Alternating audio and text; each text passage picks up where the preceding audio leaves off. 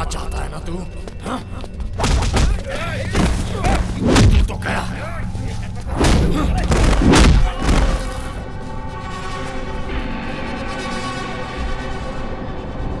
मैं तो नॉमिनेशन भरने के लिए जा रहा था। मेरा नॉमिनेशन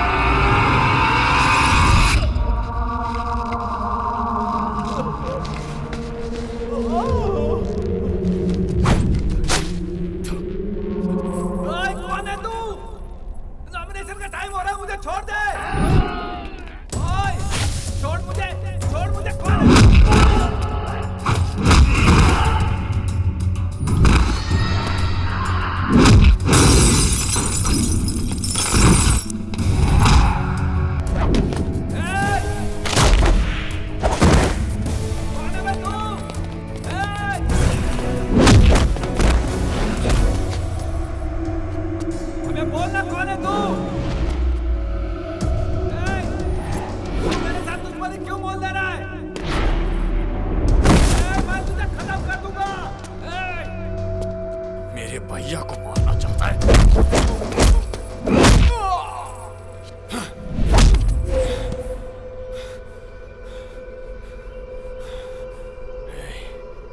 मेरे भैया को कुछ नहीं हुआ, इसलिए तुझे मार नहीं रहा हूं मैं।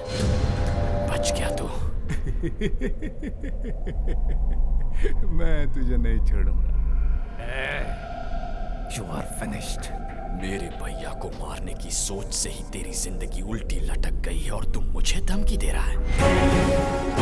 इस बार पैरों से लटका है तो अगली बार गले से। तो जितना आसान समझ रहा उतना आसान नहीं है। तूने गलती कर दी है साले। मेरे बारे में तू पूरी तरह नहीं जानता। ये अब कुछ मत बोल। अपने बारे में मुझे बताकर और मेरे बारे में जानकर कोई रेस शुरू मत कर, क्योंकि रेस के घोड़ों पर लगाम लगी होती है, लेकिन मैं बेलगाम।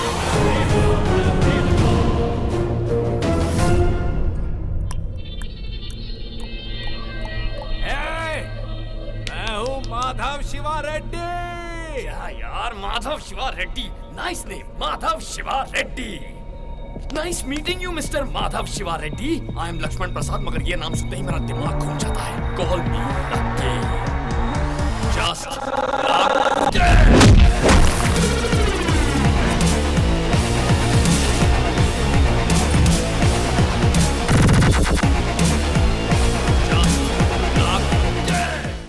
शिवा रेड्डी का नॉमिनेशन मिस।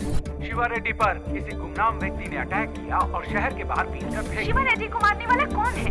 वो सभी जानकारी अभी मिलना बाकी है। शिवा रेड्डी के चाहने वाले सड़क पर उतरकर उनके लिए बहुत हंगामा कर रहे हैं।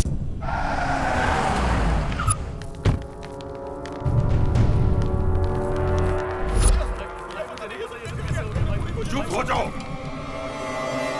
गुंडागर्दी करता था तो शेर की तरह जीता था। राजनीति में आया है तब राजनीति तेरे बाप की जायदाद है क्या? मंत्री बनना मेरे बेटे का सपना है और वो पूरा होगा। अगर इस शहर से तुम्हें प्यार है तो मुझे यहाँ से वापस भेज दो, नहीं तो यहाँ भूचाल आ जाएगा। आज ही एक की बलि चढ़ा कर आया और दूसरी बलि यहाँ चढ़ेगी। मेरे बेटे पर हाथ उठाने वाले को ढूंढो। कौन था वो ससुर का नाती? छिछी, तुम्हारी नजरों के सामने वो पुलिस की जीप लेकर चला गया और तुम खड़े खड़े देखते रह गए। तुम तो शिवा रेड्डी की खटिया खड़ी करने वाले थे ना। अब क्या हो गया? जीप भी गई और फाइल भी गई। शिवा रेड्डी को उसके किए की सजा मिल जाएगी जब उसके पापों का घड़ा भर जाएगा। जब उसके पापों का घड़ा खुद ही भरना था, पुलिस की क्या जरूरत थी सर? आप मैं पूरा पुलिस डिपार्टमेंट जाकर मंदिर में भजन करते। चलिए।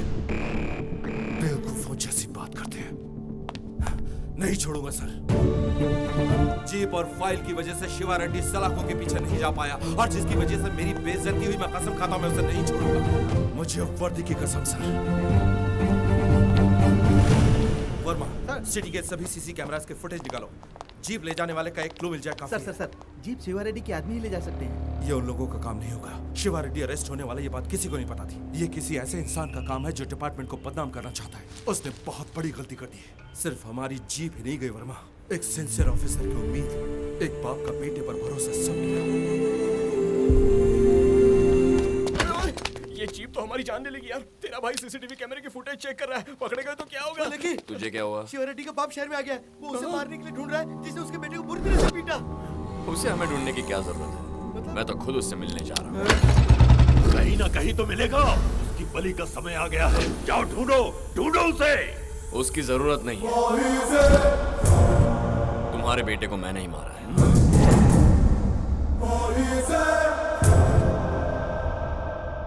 सोचा आपसे आकर बात करूं।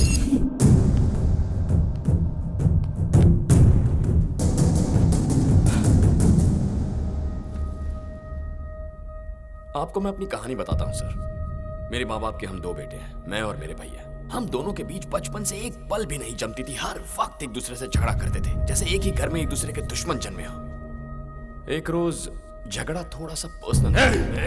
तो उसने मेरे प्यार को तोड़ने की कोशिश की, बर्दाश्त नहीं कर पाया, मेंटल हो गया सर। प्यार से बात ईगो पर आ गई। मैंने फैसला कर लिया, चाहे कुछ भी हो उसे उसकी नौकरी से अलग करना है और इसीलिए उसकी जीप लेकर मैं भाग गया। और तब मैंने सोचा भी नहीं था कि उसकी जीप पर कोई हमला करेगा। किसने किया, क्यों किया, कुछ समझ में नहीं आ रहा था सर। लेकिन बचने के बाद पता चला कि वो मुझे नहीं बल्कि मेरे भैया को मारने के लिए आए। मेरे भैया को मारने के लिए आए थे।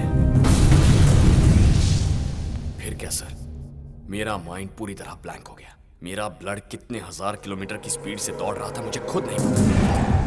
उस वक्त भैया पर जो गुस्सा था, उनसे बदला लेना था, ये कुछ समझ में नहीं आ रहा था। बस एक चीज दिमाग में बैठ गई कि जिसने भैया को मारने की कोशिश की उसे खत्म कर दिया। जीप पर जिन्होंने हमला किया उन्हें मैंने बेरहमी से पीटा, लेकिन उन्हें मैंने मौत नहीं दी। और इतना सब हो जाने के बाद मुझे एक छोटा सा डाउट आया। मेरी तो भैया से बनती नहीं थी, तो मैंने ऐसा रिएक्ट किया क्यों? मैं आपके बेटे को मारने वाला था। अजीब बात है। पता है क्यों? हमारे खून के अंदर मैजिक ही कुछ और है। इतने दिनों से मेरी और भैया की बनती क्यों नहीं, यही सोचता था मैं। हम दोनों की कब की बन गई थी सर। हमारे बीच जो झगड़े हुए वही हमारा प्यार है।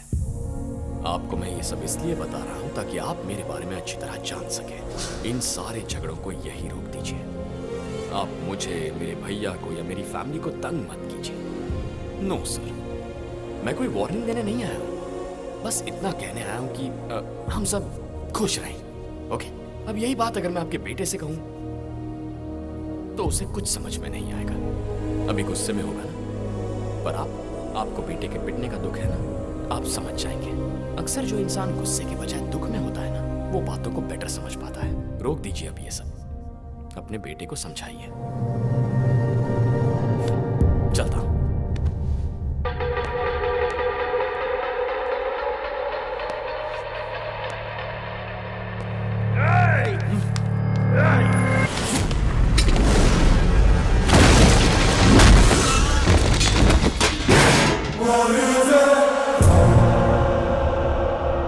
मेरे माँ बाप के हम दो बेटे हैं। एक मर भी गया तो कोई बात नहीं, आपके पास सिर्फ एक है। उम्मीद करता हूं आप समझ गए।